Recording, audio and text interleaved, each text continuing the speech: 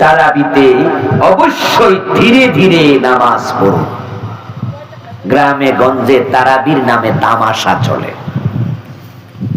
অধিকাংশ গ্রামের মসজিদে 20 রাকাত তারাবি, তারা দেখা যায় যে 30 মিনিটের ভিতরে ক্লোজ।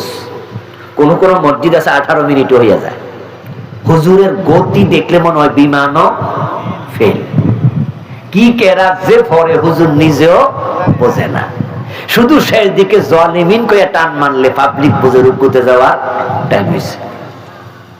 এমন গ্রামের মসজিদ পাবেন যে পিছনে পোলাপান বারান্দা দুষ্টামি করে আর খাড়াই থাকে কান খাড়া করাইয়া যে হুজুর কখন জালিমিন টান মারবে। ওরা আইসা রুকুত যায়। আল্লাহর সামনে দাঁড়িয়ে তারাবির নামে তামাশা বন্ধ করুন। নামাজ মানে হলো আল্লাহর সাথে কথোপকথন, দিদার।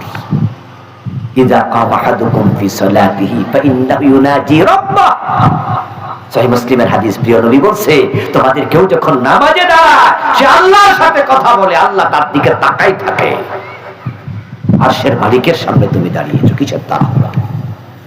হুজুরকে বলে দেবেন যে হুজুর আমরা তাড়াহুড়া করতে চাই না, আমরা ধীরে স্থিরে পড়তে চাই, আমাদের তো কারো বিমান ফেল করব না যে আমরা বিদেশ চলে যাচ্ছি এয়ারপোর্টে নামাজ পড়তেছি তাড়াতাড়ি বিমানে ওঠো না।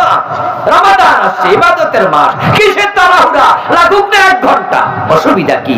আপনার জীবনের সবচেয়ে দামি সময় যেটা, সেটা হচ্ছে নামাজের ভিতরে যে সময়টা কাটে। এর চেয়ে দামি সময় আর নাই। হুজুররা তাড়াহুড়া কেন করে জানেন? হুজুররা জানে আস্তে আস্তে পড়াইলে মুসল্লি থাকবো না, আর মুসল্লি কমে গেলে বেতন দিব কেনা? হুজুরের না বউ আছে, পেট আছে, পিঠ আছে, বাচ্চা আছে। আপনারা যদি সাহস যোগান যে হুজুর আমরা আসি, আমরা যাইতাম না, আমরা আসি আপনার লোক, রিজিকের মালিক রাজা, যারা যায় জাগা, আমরা আসি, 10 টাকা থেকে 20 টাকা দেবো।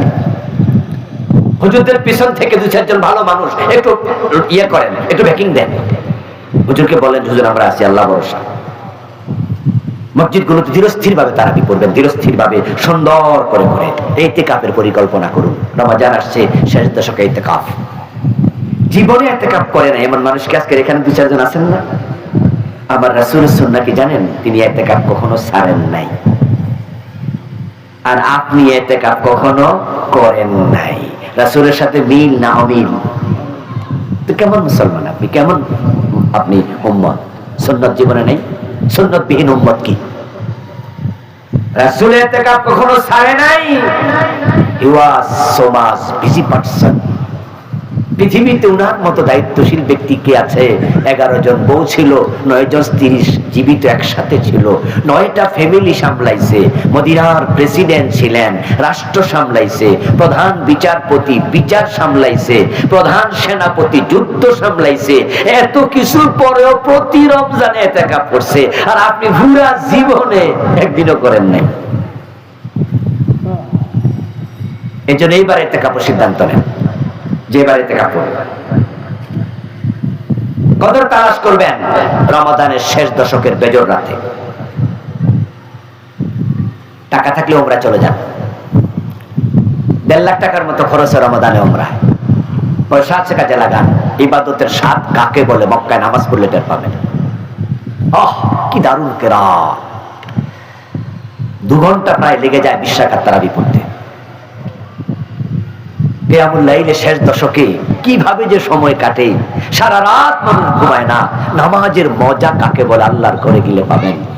রাসূল বলছে আল উমরাতু ফি রমাদানা তাআদিলু হাজ্জাতান। যে ব্যক্তি রমাদানে উমরা করে আল্লাহ তাকে হজের সমপরিমাণ সওয়াব দেয়। সুবহানাল্লাহ। আসুন না প্রিয় ভাই, রমাদানটাকে আমরা ঠিক সুন্নাহর আলোকে সেলিব্রেট করি। যে কথাগুলো বললাম আল্লাহ আমাকে যারা শুনলেন সকলকে মেনে চলার তৌফিক দান করুন। সবাই বলেন আমিন। হাদা মা ইনদি ওয়াল ইলমু ইনদাল্লাহ আলাইহি তাওয়াক্কালতু ওয়া ইলাইহি